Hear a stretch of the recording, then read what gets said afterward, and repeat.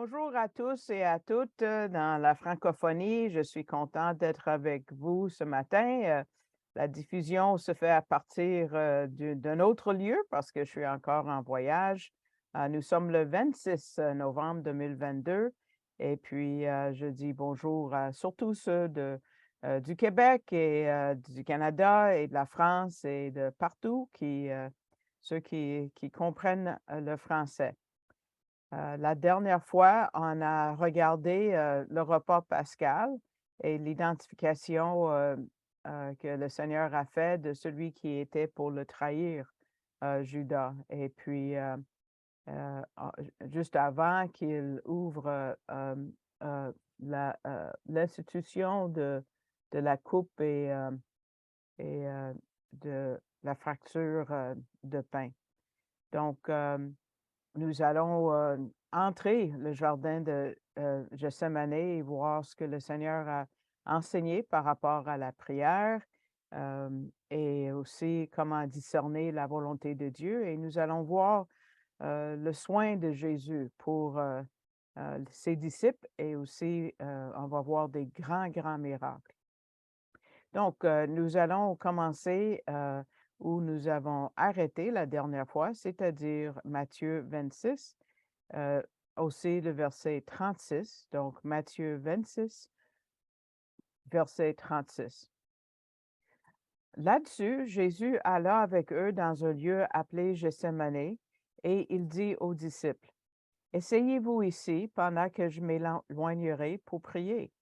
Il prit avec lui Pierre et les 2 fils de Zébédée, et il commença à éprouver de la tristesse et des angoisses. Il leur dit alors: «Mon âme est triste jusqu'à la mort. Restez ici et veillez avec moi.» Puis, ayant fait quelques pas en avant, il se jeta sur sa face et pria ainsi: «Mon Père, si il est possible, que cette coupe s'éloigne de moi. Toutefois, non pas ce que je veux, mais ce que tu veux.» Tout ça est écrit pour nous et pour notre, apprentissage parce que la courte prière de Jésus nous enseigne même comment prier. Ça nous enseigne, la bonne attitude quand nous prions aussi. Remarquez les premiers mots: «Mon Père». Toutes nos prières doivent être adressées à Dieu le Père. Aujourd'hui, on prie de la même façon. Heu, Nous prions exclusivement à Dieu le Père, au nom de Yeshua, au nom de Jésus et avec la puissance de l'Esprit Saint.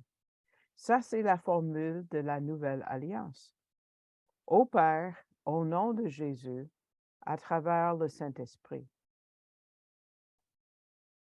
On appelle Dieu le Père et puis, c'est le mot pater en grec. On croit que ce mot est venu à la langue grecque du son pa, pa, ce qui est comme les premiers sons qu'un enfant va faire à son papa. Il va dire pa, papa. Ou, donc ça nous montre, comment un enfant est proche de Dieu aussi. Regardez les mots qui suivent dans cette prière. Si il est possible, si il est possible. Il ordonne pas. Il donne pas des exigences. Il est très respectueux et là, il cherchait la volonté de Dieu. Donc quand nous sommes dans une crise profonde, c'est comme ça qu'on devrait chercher la volonté de Dieu, les voies de Dieu, les façons de Dieu, avec, un ton respectueux. Peut-être, Monsieur Gabizon dit, beaucoup de nos problèmes proviennent de là, quand nos désirs ou nos façons de penser comment la chose doit être faite euh, viennent en opposition à la volonté de Dieu. Comment est-ce qu'on fait pour connaître la volonté de Dieu? Des fois, c'est tellement difficile à savoir, au moins on pense, mais ça ne devrait pas être si difficile que ça. Monsieur Gabizon dit: «Je ne me rappelle pas d'avoir lu par rapport à un homme ou une femme de Dieu dans la Bible qui s'est plaint par rapport au fait qu'elle ou il n'avait pas trouvé la volonté de Dieu pour leur vie. Même si on a des nuages, des témoins et qui n'ont pas compris plusieurs choses, ils n'ont jamais eu ce problème. Ils auraient dû peut-être se battre, peut-être comme Moïse, comme Jérémie, comme Ézéchiel ou Gédéon, qui ont dit, oh, je suis pas digne, je suis pas assez vieux, je suis pas la bonne personne pour faire ta volonté. Mais ils ont même essayé de même sortir peut-être de la volonté de Dieu. Mais ils ont compris quelle a été la volonté de Dieu. C'était très clair pour Abraham de quitter sa ville natale ou pour Joseph de rester avec Marie ou Myriam. Quel était leur secret? Il y a même quelqu'un qui a reprimandé des croyants parce qu'ils n'ont pas compris la volonté de Dieu. Paul a dit en Éphésiens 5, verset 17, c'est pourquoi ne soyez pas inconsidérés, mais comprenez quelle est la volonté du Seigneur. Est-ce que Paul suggère que si on ne connaît pas la volonté de Dieu, que nous sommes pas sages? Euh, il ne pas juste suggère ça, il le confirme. Donc, quel est le secret de connaître la volonté de Dieu? Monsieur Gabizon commence en disant que s'il y a un endroit dans notre vie, un champ qui n'est pas correct avec Dieu, s'il y a un aspect de notre vie qui n'est pas correct avec Dieu, s'il y a une porte qui est fermée, barrée, quelque part dans notre cœur où on a gardé des choses qui sont déplaisantes pour Dieu, alors sa volonté va rester un secret. Notre bataille, c'est vraiment une bataille des deux volontés, sa volonté et la nôtre. Donc, la meilleure façon de connaître la volonté de Dieu, c'est d'avoir au moins une attitude de oui, oui, oui à Dieu.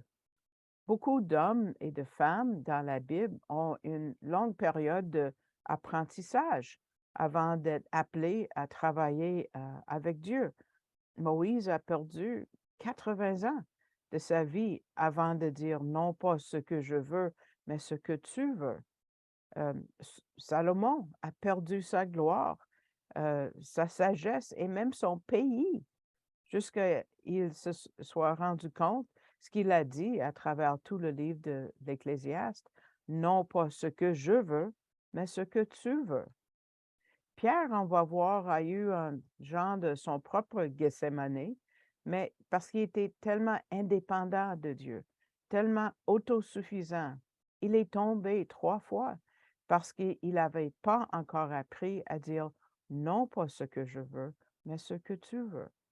Ce qu'on voit ici, c'est que le succès de Yeshua, c'est son abandon à la volonté de Dieu. Remarquez comment la prière est étroitement reliée à la volonté de Dieu.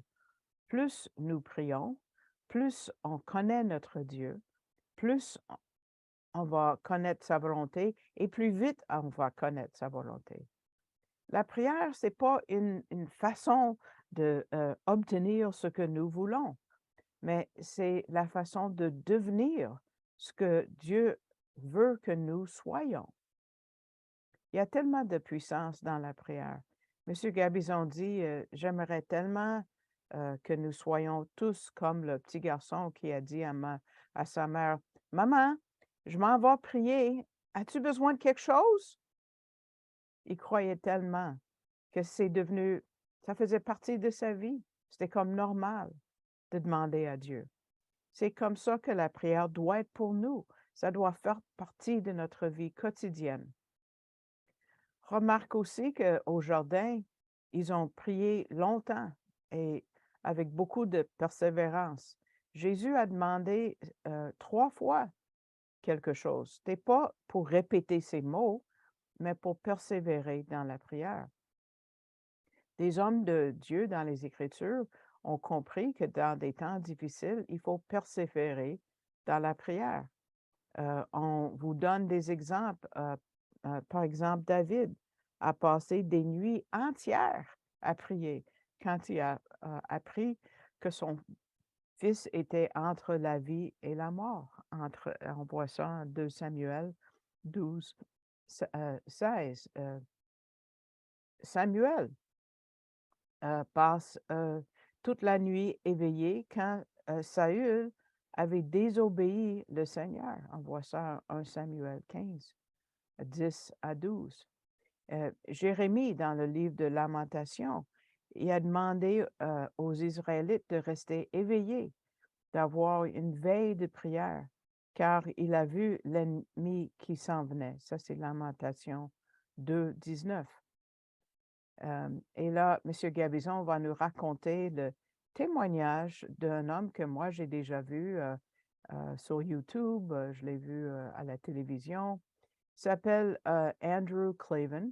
C'est un croyant juif, peut-être un peu plus jeune que moi, qu'il est aussi américain, et puis comme moi.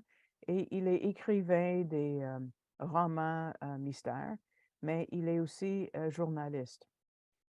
Comment il est devenu croyant, c'est un témoignage à la puissance de la prière. Il était en train de lire un roman d'aventure euh, et dans lequel un des caractères principaux s'est arrêté pour prier avant de s'endormir. Et Andrew s'est rendu compte qu'il n'avait jamais essayé de prier. Donc, il raconte, il dit, j'ai dit une petite prière et ça a explosé en moi comme une bombe. Il n'y a pas de mots pour le décrire. J'ai toujours cru que c'était une générosité de la part de Dieu qu'un homme orgueilleux comme moi, arrogant comme j'étais, et que j'avais prié cette prière que j'ai priée et que dans un sens que Dieu répondrait. Cette simple prière a commencé une habitude de prière chez lui et éventuellement, il a reçu Jésus, Yeshua, comme son sauveur. Tu peux regarder son témoignage sur YouTube si vous faites une recherche au site, ben, Andrew Clavin, c'est Klavan. Mais on a une grande histoire dans l'histoire du jardin de Gethsemane. On va regarder une autre bataille qui se passe. Une bataille que souvent on ne voit pas, mais ça prend beaucoup de place dans le texte. Pendant que Jésus se battait contre les forces de la méchanceté, on voit que Jésus était plus soucieux de ses disciples et leur bien-être qu'il était pour lui-même. Comment? Il a dit, s'il a prié 3 fois, c'est parce que ses prières avaient été interrompues par son soin, sa considération pour ses disciples. Et on voit ça dans 11 versets qui décrivent les événements dans le jardin. D'abord, on va dire que certaines personnes ont dit que Jésus a demandé à ses 3 disciples de prier comme s'il avait besoin d'aide. Non, pas tant que ça. Oui, une certaine aide, mais il voulait les aider dans leur lutte parce que c'était pour eux, pour leur bien-être, qui est allé les voir. On va voir dans les informations qui nous sont données. Deuxièmement, en lisant le texte, on peut conclure que les disciples n'étaient pas tellement soucieux. Ils se sont endormis quand ils n'auraient pas dû. Mais Gethsemane était une grande lutte pour eux aussi, une bataille, un terrain de guerre féroce pour eux aussi. On va voir ça aussi. Luc, le médecin, était toujours soucieux de l'état physique et aussi les aspects psychologiques. Lui, je vais juste vous lire Luc 22, 45. Il dit, après avoir prié, il se leva et vint vers les disciples et il trouva endormis de tristesse. Donc, Luc 22, 45. Il les a trouvés endormis de tristesse. pas parce qu'ils étaient passifs, pas parce que ils étaient insoucieux, ils étaient tristes. C'est pour ça qu'ils se sont endormis. Avez-vous remarqué ce détail? Ces 11 hommes ont compris ce qui se passait. Ils savaient que leur leader était pour être tué et la bataille demandait tellement qu'ils se sont endormis de tristesse. Pensez à Jonas qui était aussi triste quand il est allé prier à l'intérieur du bateau. Sa bataille était tellement féroce qu'il était épuisé et il s'est endormi. On l'avait accusé de dormir par le capitaine du bateau à Jonas 1:6, quand on lui a dit: «Que fais-tu, dormeur?» Le même mot pour sommeil est utilisé pour, qui est utilisé pour Jonas, est utilisé pour Daniel. Et 2 fois après avoir entendu les prophéties des temps de la fin et après avoir vu Dieu, une manifestation physique de Dieu en plus, qui s'est endormi. En Daniel 19, quand ça dit: «Je tombai dans une profonde stupeur sur ma face». C'est le mot pour sommeil et ma face contre terre. C'était des hommes de Dieu qui luttaient. Rappelons-nous leur douleur. C'est ça que ce mot tristesse veut dire. Le mot pour ce que les disciples ont expérimenté au jardin. Le mot en grec pour douleur, c'est lip, qui décrit une douleur physique et aussi une angoisse mentale. C'est de ce même mot qui est utilisé dans le verset 38 de Matthieu 26 quand Jésus dit: «Mon âme est triste jusqu'à la mort. Restez ici et veillez avec moi». C'est le mot lip combiné avec un autre mot, périlupos, qui veut dire une grande douleur pour Yeshua. Donc, et lui et les disciples étaient dans une tristesse profonde. C'est ça qui a poussé Jésus à aller les voir 3 fois pour les consoler. C'est là où on voit l'amour en action. Sa douleur, écoutez bien, sa douleur n'a pas camouflé ou obscurci son amour pour eux. C'est une bonne leçon pour nous, hein. Quand nous avons beaucoup de douleur, il faut avoir quand même un souci pour les autres. La troisième fois qu'il va aller les voir est en verset 45 de Matthieu 26, où il dit: «Alors il vient vers les disciples et leur dit: Dormez dorénavant», on va regarder ce mot-là, «et reposez-vous. Voici, l'heure s'est approchée et le Fils de l'homme est livré entre les mains des pécheurs». Il voulait s'assurer qu'il ait du repos. On voit l'amour que Jésus a pour les siens. Parce que quand il a été arrêté, ses premières pensées étaient aussi pour ses disciples. On lit dans Jean 18:8, Jésus répondit: «Je vous ai dit que c'est moi. Si donc c'est moi que vous cherchez, laissez aller ceci». Je veux juste revenir un moment sur ce que j'ai dit tantôt, l'idée dorénavant, parce que ça, peut-être c'était pas clair pour moi en tant qu'anglophone, mais peut-être pour vous c'est clair. Mais c'était comme si il disait: «Reposez-vous maintenant. Allez vous reposer». Après la troisième fois, parce que là, il est au point d'être arrêté. Il dit: «Vous avez besoin de repos. Allez vous reposer». C'est pas une reproche: «Hey, vous dormez, vous devez pas dormir». Pas du tout. Dans certaines traductions, c'est plus clair, mais dans le grec, M. Gabizon dit: «C'est ça que ça voulait dire». Donc, heu, le quand là, revenons à Jean 18:8, il a dit, à ceux qui venaient le chercher: «Laissez aller ceux-ci». Et c'est ce qu'ils ont fait miraculeusement. C'est tellement miraculeux. Le verbe, le temps de verbe pour laisser est à l'impératif. comme il leur ordonnait. Et c'est ce que c'était.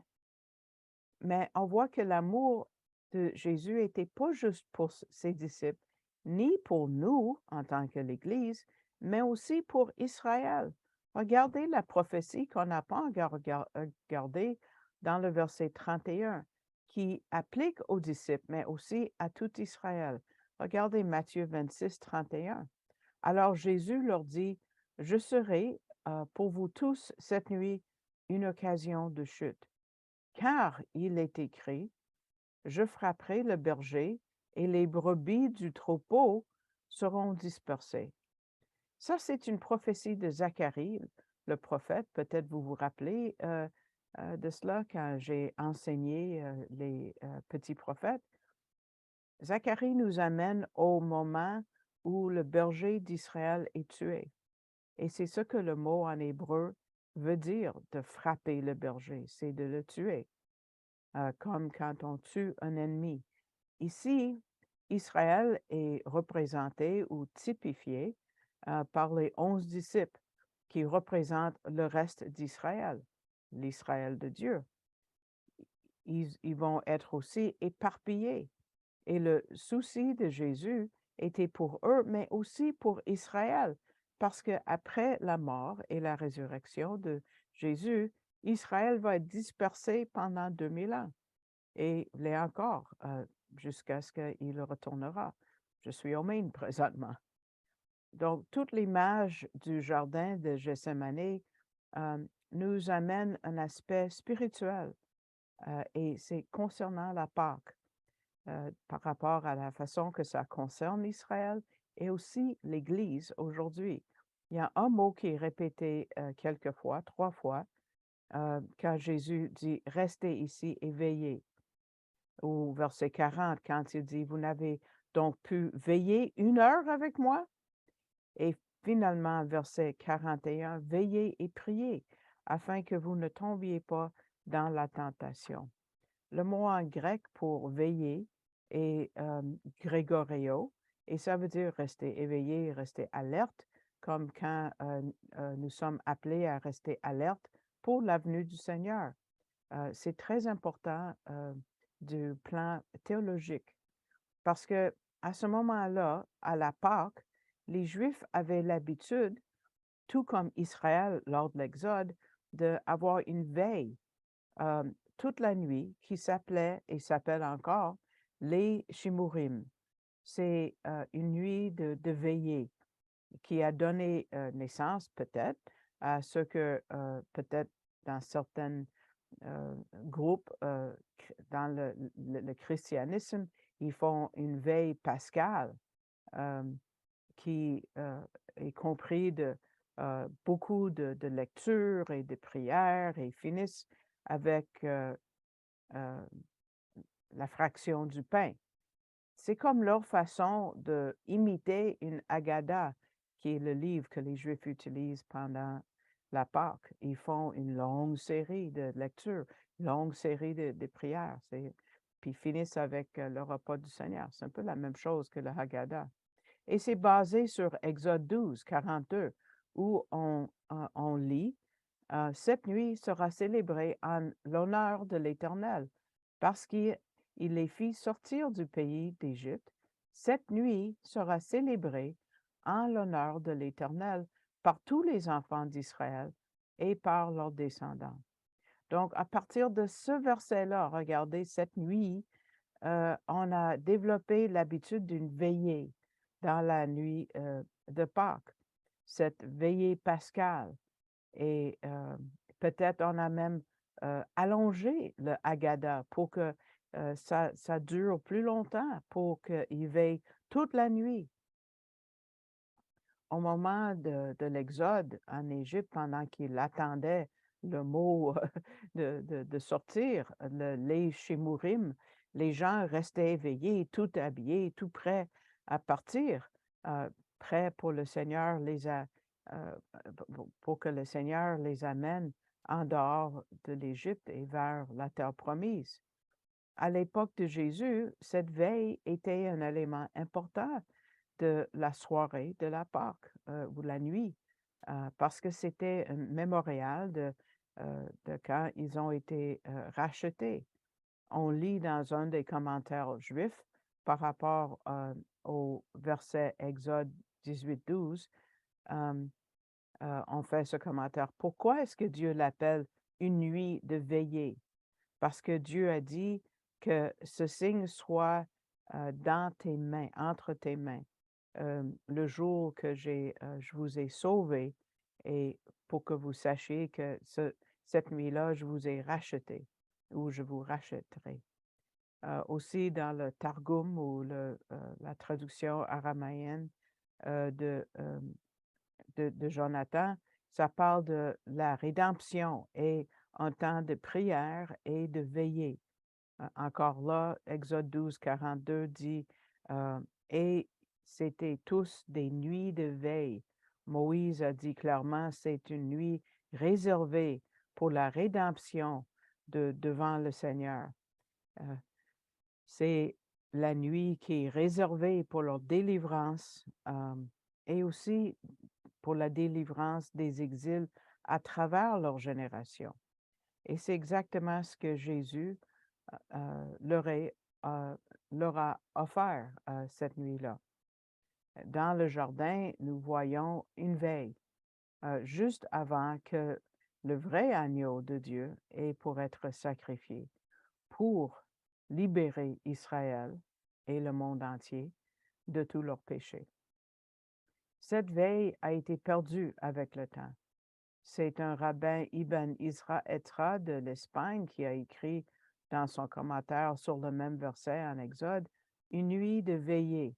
Quelques-uns l'interprètent qui veut dire que les Juifs doivent rester debout toute la nuit en louant Dieu et en parlant de ses œuvres merveilleuses lors de l'Exode, comme nous voyons quand nous lisons l'Agada, qui finit avec cette phrase-là: «C'est l'heure de réciter les prières matinales, le schéma, écoute, ô Israël». Donc, ils veillent toute la nuit, puis finissent en disant: «Ah, il fait jour, donc on va dire la prière de matin». Même l'histoire de l'Église a pas oublié. Beaucoup croient que la venue du Seigneur va arriver à minuit, la nuit de Pâques. Donc ça, c'est la veille. Mais comme avec Israël, qui n'ont pas pu être à la hauteur de tout ce que Dieu leur demandait, les disciples non plus. Et ils se faisaient répéter. Mais qu'est-ce que l'idée de veiller veut dire pour nous? Israël était censé de regarder et de veiller pour leur délivrance imminente, la nuit même. Mais les disciples, on leur a demandé de veiller pour la délivrance imminente par le sacrifice de l'agneau de Jésus. Aujourd'hui, Dieu nous dit de veiller pour sa venue, n'est-ce pas? On a vu ça, en Matthieu, 24 surtout. Le même mot est utilisé par Paul, Grégoreo, pour avoir notre propre lait shimurim, comme nous voyons en 1 Corinthiens 16-13. Quand ça dit veillez, veillez, vous voyez, demeurez ferme dans la foi. Soyez des hommes, soyez forts. Fortifiez-vous. Pierre dit en 1 Pierre 5-8, soyez sobres, veillez. Votre adversaire, le diable, rôde comme un lion, rugissant, cherchant qui il dévorera. Il savait très bien ce dont il parlait parce qu'il a expérimenté cette veille, cette, expérience de veiller et aussi il a vu que l'ennemi est venu chercher et prendre son Seigneur. On va voir ça dans la deuxième partie. Pour maintenant, on finit la première partie ici. Je tiens à dire merci à tous ceux qui me soutiennent déjà ou qui me soutiennent, à l'occasion. Merci beaucoup, beaucoup c'est ça qui permet que je peux continuer. Vous pouvez, vous souscrire, en voyant les, nouvelles vidéos quand ils sortent. On attend encore la vidéo de la dernière fois. Vous pouvez aussi m'écrire si vous voulez, m'écouter, parler en personne à votre église. Et si vous voulez me soutenir, la diapo était là tantôt pour voir, vous pouvez aller à arielcanada.ca. Vous pouvez chercher à voir la page en français avec le drapeau français et ça va vous amener à la page en bas où vous voyez «Faites un don à cet organisme» et vous pouvez tirer le menu vers le bas et choisir mon nom si le Seigneur vous le met à cœur, évidemment. Donc, vous pouvez faire ce don en ligne. Donc, je vous invite de venir pour la deuxième partie de cette veillée avec notre Seigneur au jardin de Gethsémani et on va voir encore des grands miracles.